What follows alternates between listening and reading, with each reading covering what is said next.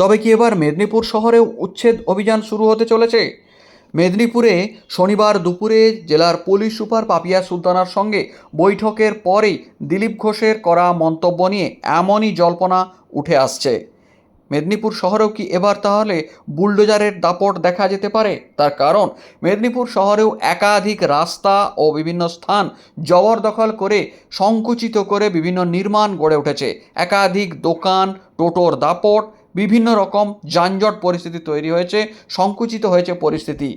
সম্ভাব্য এই ধরনের পরিস্থিতি মোকাবিলায় পদক্ষেপ নিয়েই রাজ্যের পঞ্চায়েত দপ্তরের মন্ত্রী তথা বিজেপি নেতা দিলীপ ঘোষ বৈঠক সেরেছেন শনিবার দুপুরে জেলা পুলিশ সুপার পাপিয়া সুলতানার সঙ্গে। বৈঠকের পর দিলীপ ঘোষ জানালেন, একাধিক জায়গায় জবরদখল হয়ে রয়েছে, সেগুলির পদক্ষেপ নিতে হবে আইন শৃঙ্খলার প্রশ্নে, এবং এই ধরনের উচ্ছেদ অভিযান করতে গেলে যা প্রয়োজন সেই নিয়েই বৈঠক সারা হয়েছে। শোনা যাক কি বলেছেন দিলীপ ঘোষ।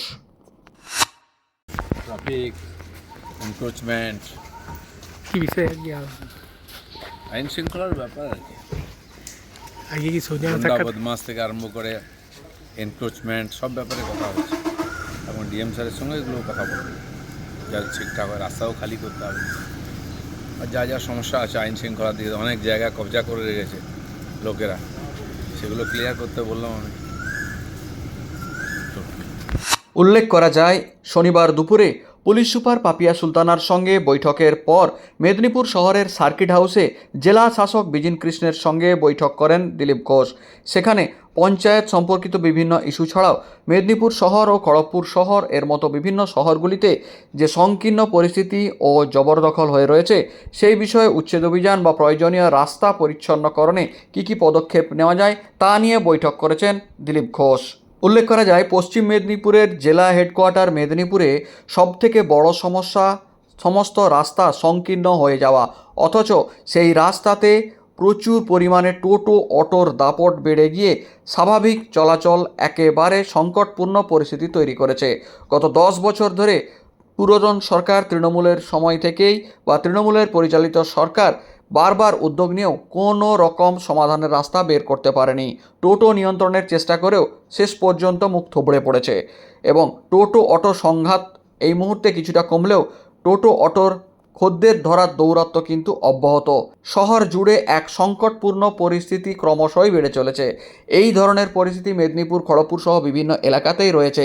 তাই অবিলম্বে রাস্তার দুই পাশে যে জবরদখল রয়েছে সেগুলি উচ্ছেদের সাথে সাথে কিভাবে টোটো অটো নিয়ন্ত্রণ করা যায় বা আর অন্য কী পদক্ষেপ নেওয়া যায় আইন শৃঙ্খলাজনিত, তা নিয়েই বৈঠক সেরেছেন দিলীপ ঘোষ জেলাশাসক ও পুলিশ সুপারের সঙ্গে।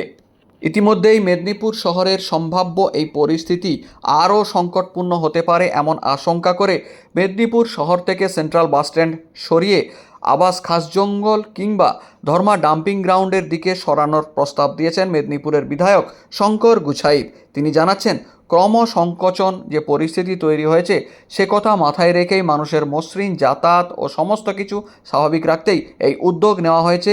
ইতিমধ্যেই পরিবহন দপ্তর ও রাজ্যের মুখ্যমন্ত্রীকে এই প্রস্তাবিত চিঠি জমা করেছেন শঙ্কর গুছাইত। তিনি কি বললেন এই প্রসঙ্গে শুনে নেওয়া যাক।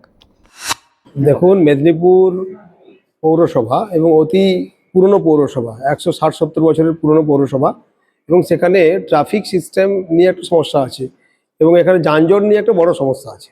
সেই জন্য বহু মানুষ আমার জনতা দরবারে এসে তারা জানিয়েছেন যে এই যানজটকে কমানোর জন্য প্রস্তাব দিয়েছেন। সেই জন্য আমরা প্রাইমারি লেভেলে আলোচনা করেছি, যদি সেকেন্ড বাস টার্মিনাল মেদিনীপুর শহরের পাশাপাশি কোথাও করা যায়, সেটা ধর্মা হতে পারে বা আবাস কৈকোটা হতে পারে, ক্যারানচটি হতে পারে, আমরা চিন্তা ভাবনা করছি এবং প্রপোজাল আমি পাঠিয়েছি, আমাদের ট্রান্সপোর্ট ডিপার্টমেন্টকে পাঠিয়েছি, অনারেবল ডিএম জানেন। সেই জন্য আমরা আশা করছি যে এটা যদি ল্যান্ড আমাদের ক্লিয়ার হয়, তাহলে ফাইন্যান্স যদি ক্লিয়ার করে, তাহলে আমরা এটা দ্রুত এগোতে পারবো। আমরা ধর্মা আছে আর আবাস কৈকোটা আছে, দুটো প্লেস আছে, তার সঙ্গে ক্যারানচটিতে আছে। তা আমরা আশাবাদী যে নতুন সরকারের যে জনমুখী যে কাজ এবং মানুষের যে প্রত্যেক দিন যে কাজ করছে এবং অভাবনীয়ভাবে মাননীয় মুখ্যমন্ত্রীর নির্দেশে কাজ হচ্ছে, সেটা ফলপ্রসূ হবে এবং খুব আশাবাদী আমরা যে এই কাজটাও আমরা দ্রুত শুরু করতে পারবো।